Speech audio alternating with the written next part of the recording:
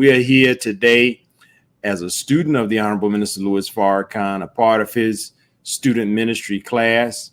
And we have the special privilege of being a part of his research team. And that has given us the extraordinary privilege to defend Minister Farrakhan against his and our critics and enemies. I say his and our because it becomes important to know, as the title suggests, that there is no such thing as those who are the enemies or who are the friends of Black America, but who are enemies of Louis Farrakhan. That's right. That's right. The enemies of Louis Farrakhan are the enemies of the Black community. That's right. In fact, they are upset and they have disdain for the minister purely because of his beneficial impact on the masses of Black people. The minister is the lone watchman on the wall, as the Bible talks about it, who is always interfering with our enemy's plan of destruction for us. And they hate him for that.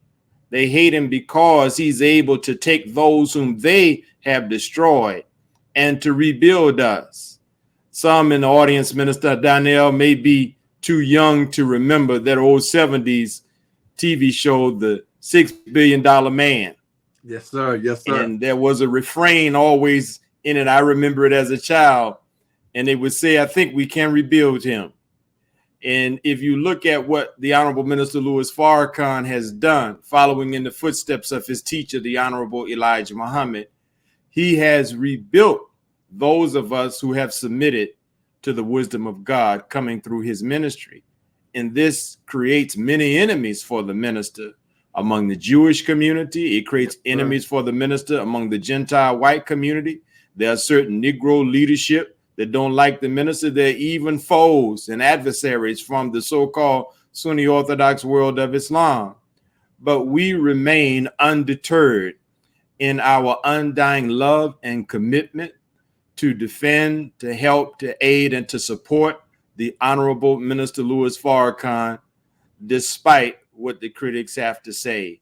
And so, as you well know, Brother Student Minister Donnell, the scriptures teaches us that if you smite the shepherd, you scatter the flock. Well, in the modern version of that scripture, as we read the scripture, we have to always ask ourselves, well, how does this scripture, how does this passage play out in real life? Well, we only need to look at Black America for the past 40 plus years, having been beset with so many existential challenges that have threatened our very existence and placed the Black man and woman in tremendous peril. You can look at the crack cocaine epidemic. You can look at America's resulting war on drugs. You can look at the school to prison pipeline. You can look at the prison industrial complex. You can look at the scourge of HIV and AIDS, domestic violence, gang warfare, you name it. The socially engineered problems of the Black community have all been addressed and responded to by the Honorable Minister Louis Farrakhan. Yes, sir.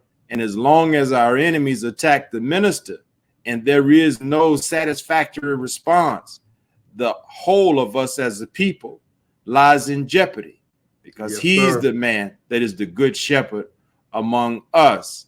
And so he's attacked that the rest of us might be a prey. So when we defend the Honorable Minister Louis Farrakhan, we are in fact defending the good shepherd.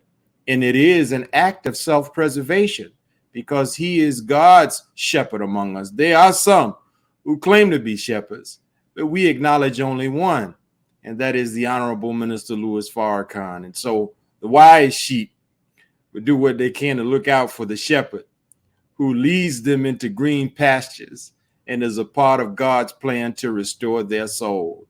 So we are grateful for the privilege to give a good account of ourselves by aiding in the defense of the Honorable Minister Louis Farrakhan.